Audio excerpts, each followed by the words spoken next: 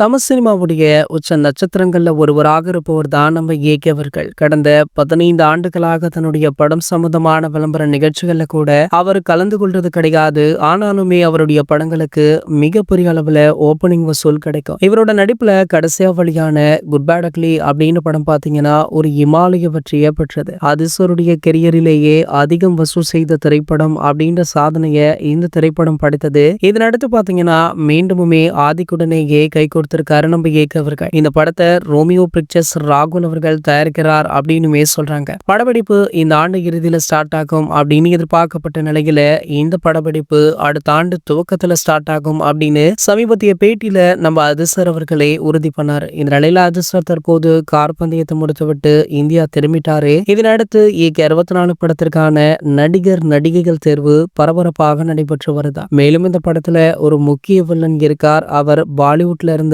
களமிறக்கப்பட்டுள்ளார் அப்படின்ற தகவலுமே வெளியாச்சு. இந்த நிலையில பாத்தீங்கன்னா இந்த திரைப்படத்துடைய முதல் அப்டேட் பற்றி எக்ஸ்க்ளூசிவான தகவல் ஒன்று வைரலாகிட்டு இருக்கு. சோ அதன்படி பாத்தீங்கன்னா இந்த படத்திற்கான ப்ரோமோ ஷூட் அடுத்த வாரம் நடைபெற உள்ளதா. அந்த ப்ரோமோ ஒரு கிளிம்ஸ் வீடியோ போல தயாராக உள்ளதாக சொல்லப்படுது.